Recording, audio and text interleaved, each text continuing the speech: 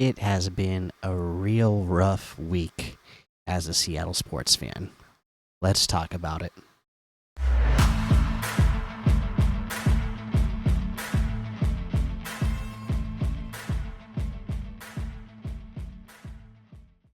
Welcome back to another episode of the Seattle Sports Show where we love Seattle pro sports. I'm your host, Mikey, and today we got to talk about a couple of things. We got to talk about the Mariners. We got to talk about the Storm. That's what I'm here to talk about today. Thankfully, with the way things have been going for our other sports teams this last week, thankfully, the Seattle Seahawks have not started their season yet because it just seems to be a bad week for Seattle sports teams this last week. So let's go ahead. I was debating which way I wanted to talk about this first, but let's just go ahead. Let's rip the Band-Aid off. Let's go ahead and talk about the Seattle Mariners first because, you know, the memes already brought it out for this season. I've seen it the last couple of years.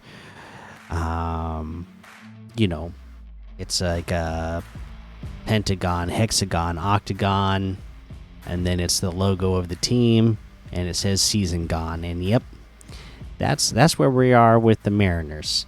Season gone. And it's gross to watch. It's not been fun.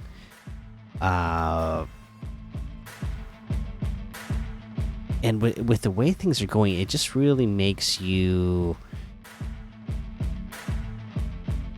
It makes me more upset, like thinking back across the entirety of the season of what's happened so far. I mean, you look at it and you say, seriously, you had the best pitching, you had the bullpen doing great, and you never took advantage of it.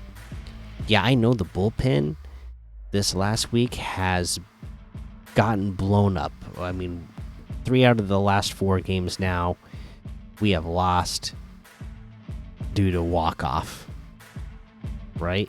And that's no fun. But you can't expect starting pitching, you can't expect especially the bullpen to be perfect all year. But when they are, take advantage of it. Score a run. There's so many games where we scored 0 runs. There's so many games where we scored 1 run. Go out and score some runs. Just get to league average. Score 4 runs a game. This team would just have an amazing record. At that point, it wouldn't even be close. We wouldn't be talking about being 6.5 games back from the Astros. We'd be 10 games up on them still. I mean, it has gotten ridiculous to this point. I know we went out and fired Scott Service, and none of this was his fault. Absolutely none of it. Now, because things are still going so poorly, and we got a new manager, Dan Wilson. Everybody's excited for Dan Wilson, right? And they did this weird thing where they say not only is he not, just, interim manager for this season, he's going to be the manager going forward. Well, now you're setting him up to fail. Why would they set up a Mariners legend to fail? And not have any sort of out for it, It's just ridiculous. And again, to me, this all goes back to ownership. I hear so many people now saying, like, oh, Jerry DiPoto and the whole entire staff has to go, clean house. I just don't think that is the way to go. To me, this starts at the very top. The very top. And I'm talking about ownership. If you want ownership to fire Jerry DiPoto and this entire staff, do you trust ownership to make that hire? That's the problem. It's at the very top. Do you trust them to make the hire that is going to get things done? And, because the way I look at it, Jerry DiPoto and this staff, because, again, if you're cleaning house, you're talking about getting rid of your scouting, your pitching development as well. And then what? Are you going to get, when you got those things going for you as good as they are, do you trust that they're going to bring people in that are going to at the very least, keep it on par of where it is now? That's the problem. A lot of times you change staff, you're taking steps back, and then we're going to be worse off than where we are right now. For me, I say keep Jerry DiPoto, keep this staff around, because I want the scouting abilities that they have. I want that the pitching development skills that this staff has. We've seen them in the last couple of drafts now go after bats. I'm willing to wait to see if these players are the ones that pan out. This does not seem like the time to move on to me, right? I mean, if you move on now, then we're going to be right back in the middle of another rebuild. And I just think with the pitching staff that we have, I don't want that. With the potential that we have with Julio, if he can play like we expect him to play, what we know he's capable of, then I don't want to start over. Victor Robles came over. He's actually somebody that has gotten better since coming to the Mariners, and we signed him to a 2-year extension, right? So can we get these other guys, and can we make a couple more good moves like that help this team next year, in the very near future? Because that's what needs to happen. We have a small window right now. I don't, if you fire Jerry DiPoto and this entire staff, then you have slammed the window shut. There is a small window right now with the amazing pitching staff that you have to get to a World Series. That's not happening anytime soon if you tear everything down. So to me, you absolutely have to stick with Jerry. Let him ride this thing out and see if we can hit in this window. Because again, you fire the staff, if you fire DiPoto and all of his staff, you don't know what this new staff is going to bring in, what players they're going to decide they want, what pitchers they decide they think are worthy of keeping around, where we already know we have the pitching staff, right? It's just really the one problem of the batting being so horrible. Do I like the way Jerry DiPoto does press conferences? Is he horrible at them? Yes, he's horrible. I don't like it at all. Do I like the way the organization has handled the firing of Scott Service? No, hate it. Don't like it at all.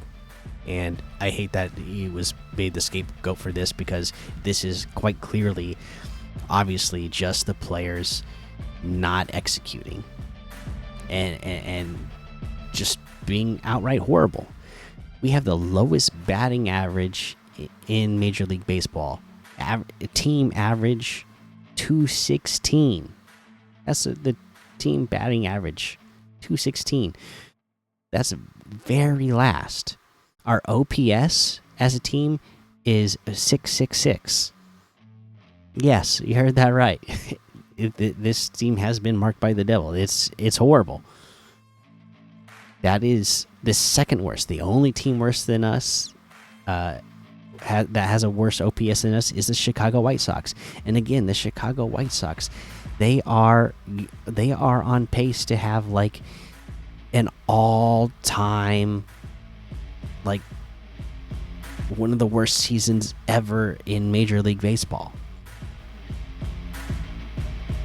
And we're batting almost as bad as them. Again, that should just tell you and give testament to how good this pitching staff is that going into today, we were 69 and 69. We were 500. And now we're below 500, 69 and 70. Because this team just cannot hit. They cannot score runs. It's disgusting to watch. It's horrible. But yeah, I just don't think you can get rid of you can't get rid of everybody that's responsible for keeping this pitching staff together and developing them. As you start removing those pieces, then the window's gone. The window, it's still ajar, is what I'm going to say. The window is ajar. We just need to make some moves to fully open it, so that you can fit through in there and get into the playoffs. And then again, because this pitching staff is so good, you have a great chance to get to the World Series once you get there. But you got to take care of the batting. And again, I'm willing to go another year or two with this staff, because again, the ownership, it's ownership. All right, do you think Jerry DiPoto wanted to fire one of his great buddies, before the end of the season, at a point which he probably knew this isn't going to make much of a difference anyways? You think he wanted to do that and then bring in a Mariners legend and name them the head coach, the head manager right away, and just say, oh no, we're not planning on doing any other search for manager throughout the offseason? This is our new manager going forward. Do you think general managers want to do that? Do you think they just want to have no research? I mean, just look at what we did this last season with the Seahawks, right? Do you think John Schneider was like, we know KJ Wright wants to get into coaching, let's make him our head coach. No need to do a coaching search. Do you think John Schneider would have done that? No. Jerry DiPoto, he had to be forced into this by ownership. Everything we're seeing just reeks of that. That ownership is involved in this type of move. And what's unfortunate is, I think that Jerry DiPoto does have a good eye for talent, but he just can't, he can't hit on the right talent for what he has, or the resources available for at the right time, right? And again, that's all because it's being hindered by ownership. I mean, think about the free agents that we've brought in the last couple of years that were supposed to be the pieces to help bring us in. We're talking about Colton Wong, Ray Polanco, Mitch Garver, Mitch Haniger. We're looking at a ton of players, not at their peak or that are, young and on the rise. We're talking about players who they've had their best years already. They are they are declining. And they're all players where you still had to pay them just to get them to come here, even though not a lot of other people were wanting them because they were on the decline. And I've heard Mike Sock talk about it like, oh, well, it's not about spending money. There's plenty of teams that spend even more money and they're not making the playoffs and they have worse records. Well, yeah, well, they're not Seattle. And that's the point. Seattle, you have to spend a lot of money to get players to come here. That's where you have to start. You can't say like, oh, well, you don't have to spend a lot of money. You do. In Seattle, you need to spend more money so you can get the players to come here. Batters know. They know. It's not a good hitter's park. They don't want to come here and have their numbers ruined and have their legacy ruined. There's a certain point where, and I was just talking about this with a buddy at work the other day. There's a point where athletes, they have pride, right? They want to have a legacy. And think about a superstar athlete who is a hitter. And there's all this history of hitters doing horribly at the ballpark here in Seattle. They know that. So they don't want to have their numbers lessened and ruined and their legacy ruined because they choose to play here. So to get a player that's worth it to come here, you have to grossly overpay because they know their numbers are going to be affected.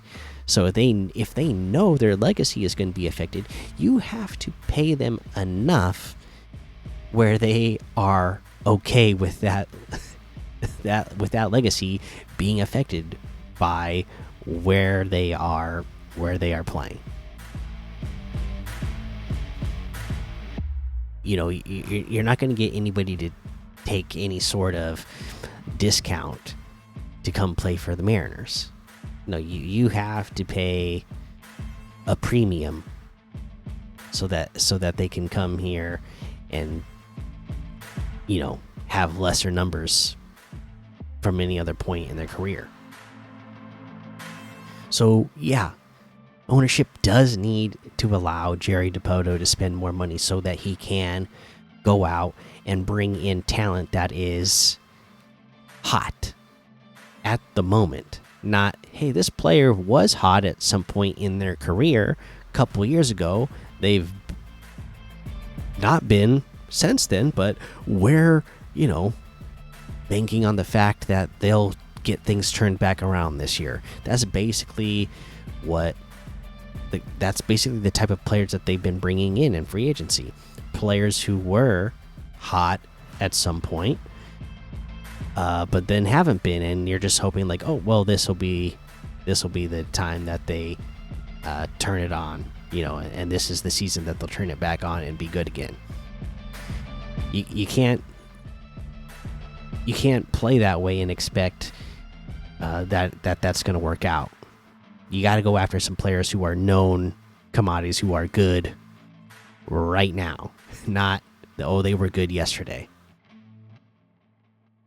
So that's just been really eating me and bugging me that that there's that kind of talk out there that this needs to be a firing of the general manager, the entire staff, because I don't think that's the way to go right now. I think the way to go is, unfortunately, nothing anybody can do about except for ownership, and that would be for them to open their pocketbooks and allow the team to spend a little bit more money and realize, hey, if you go out and get some of these big name players, they're gonna pay for themselves anyways, right? And again, this was another part of the conversation me and my buddy at work were having the other day, is that some of these players, they realize you win championships, that is going to pay in the long run. Maybe don't make as much money on your contract, but you win championships, then you're getting all other sorts of endorsement deals. You're loved by the fan base in that city for a long time, where you can still be making money off of just your name in that city alone. Imagine some some player decided to come here to Seattle and is the difference maker in this team winning a World Series. Yeah, that guy's going to be set up for life. That team is going to be set up for life.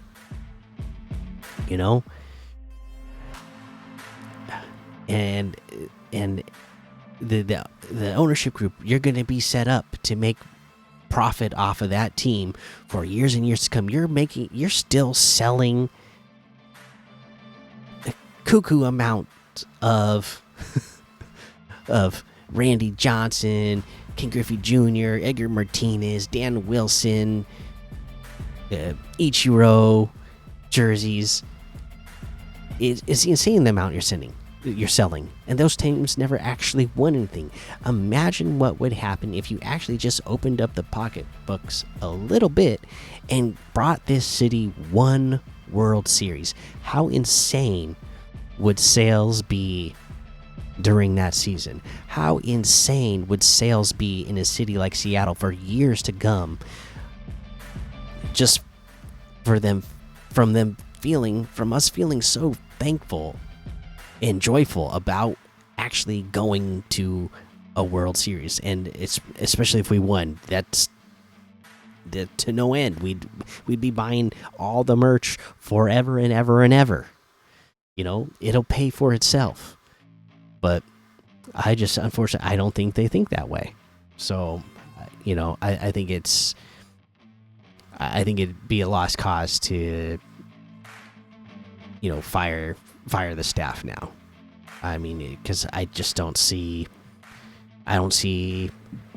this ownership doing anything that is going to make this situation any better.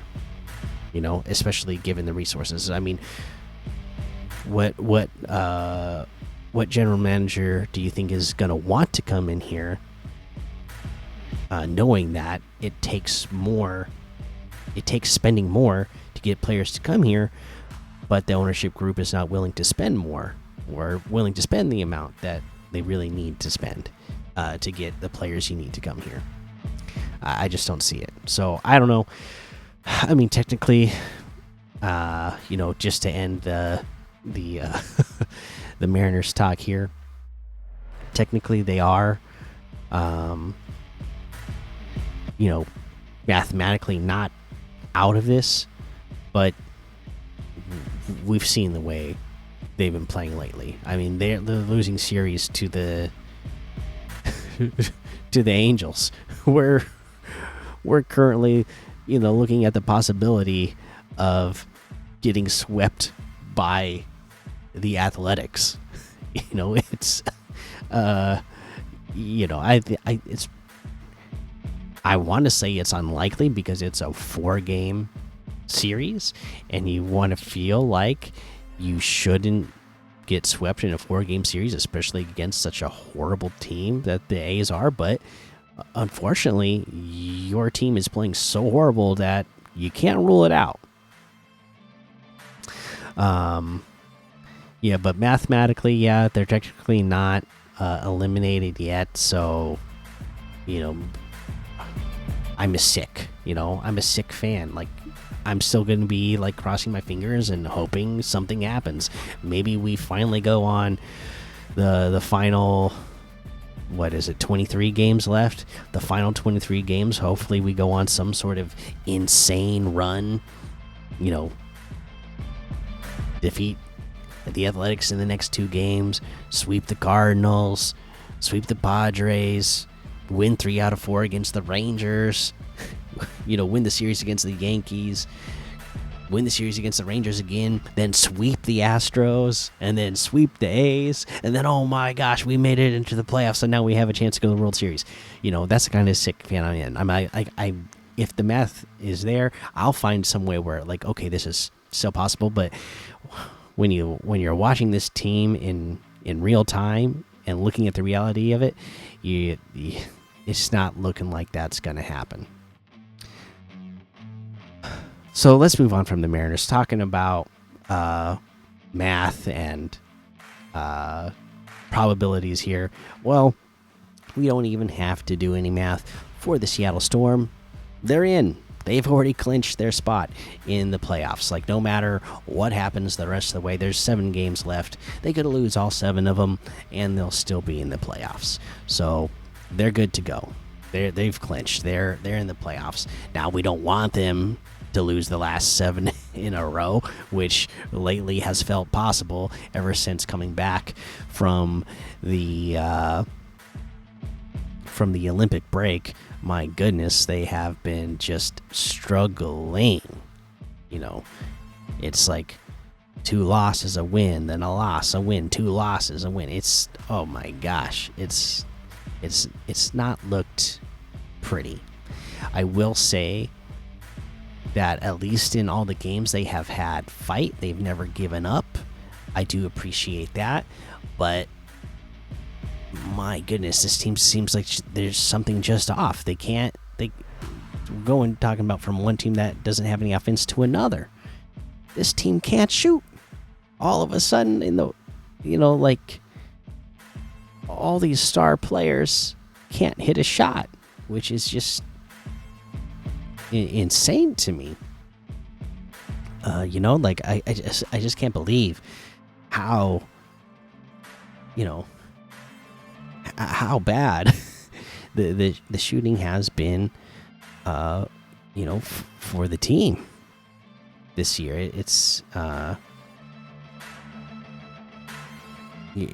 like, let's see here. I mean, Jules only 27% from 3, Skylar's 25%, Sammy's 29%. It's it's not, we're not getting the deep threat right now. And then there's times where they just play out of control. And it's just, yeah.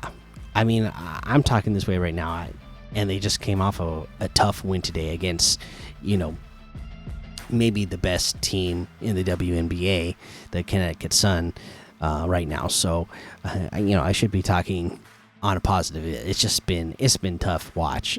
It's been a tough watch since the Olympic break. But, hopefully over the last 7 games here, they're going to get things together again.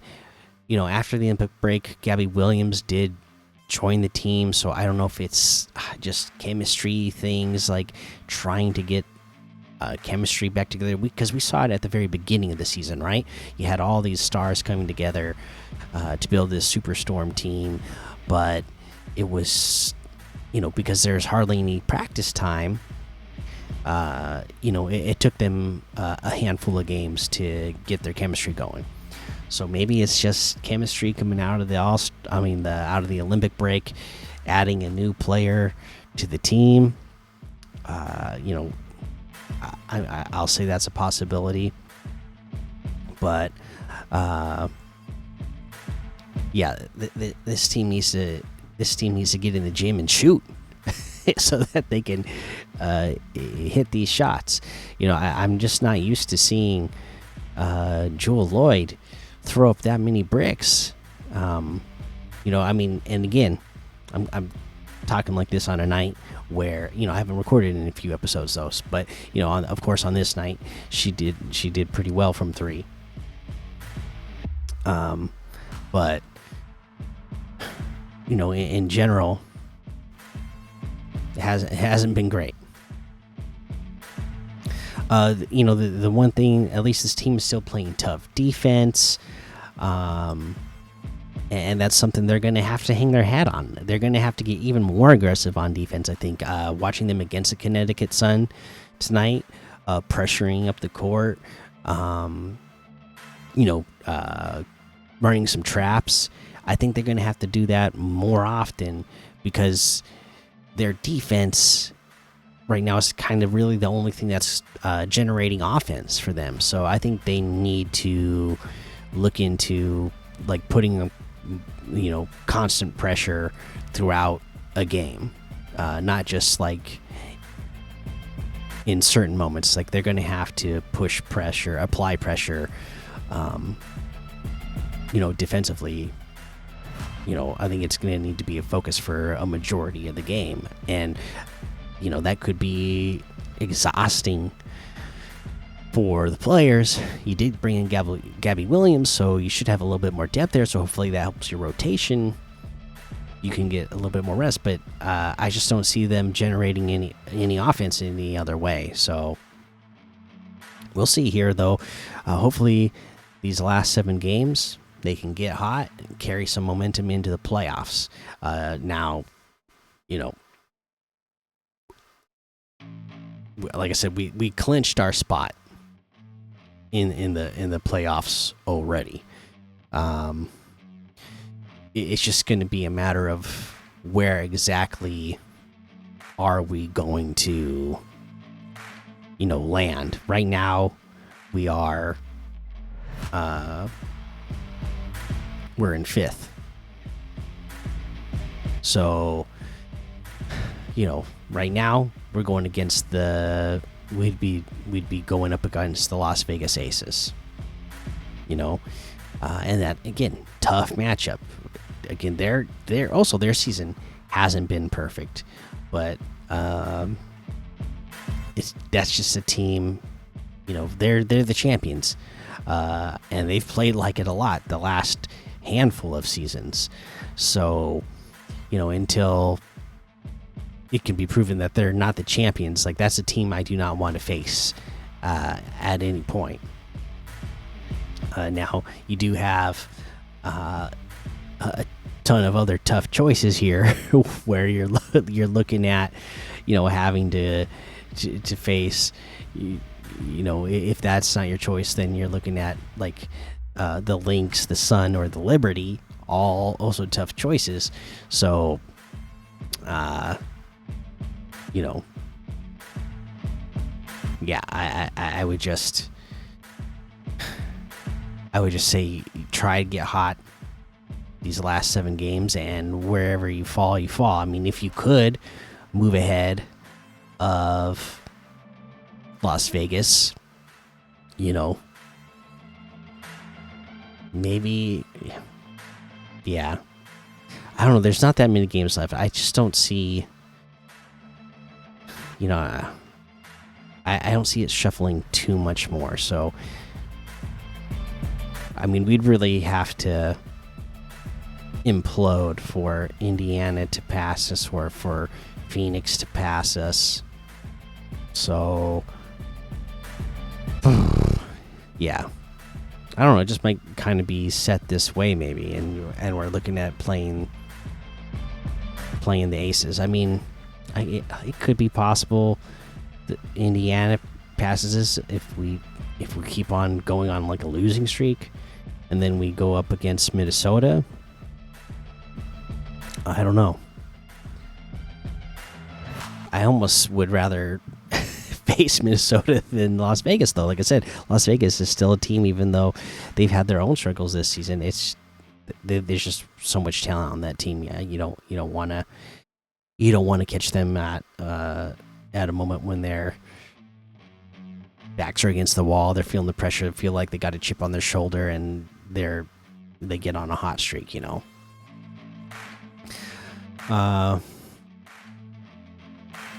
Yeah, 7 games left.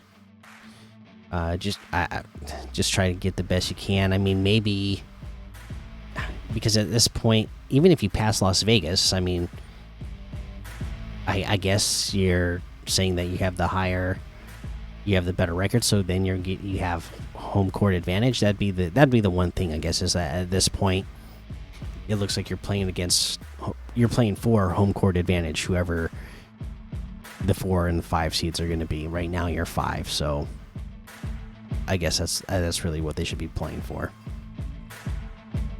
But yeah, that's the Seattle Storm. Like I said, it's been kind of rough since since the All-Star break, but at least they got a win on the night of this recording. They get a couple days off now. Hopefully, they can regroup again over the next couple of days. Hopefully, get in the gym, work on their shots. You got a tough opponent next. You got to go up against New York. So you're gonna have to shoot. You're gonna have to shoot good if you expect to beat them. All right. Well, those are the two teams I wanted to talk about in this episode. I'm going to come back and hit just a specific episode, a shorter episode where we just talk about the Seattle Seahawks, and I'll give you my prediction, for their record for the year. They just released, well, it's an unofficial depth chart, anyways, that was put up on the website, so we'll talk about that. So that's what we have to look forward to, in the next episode. There's so many things to talk about with that as well. Geno Smith, where he's ranking as a quarterback, where we think we could do with this offense, how's the defense gonna play out this year, and again, what do we predict the record is, especially against what a lot of national media is saying, right? Okay, so there you go. That is gonna be the episode for today. Let me just say thank you for listening to the Seattle Sports Show, where we watch legends awaken. So take cover, because with the Sea of Sound, you'll see us rise to reign supreme and win forever.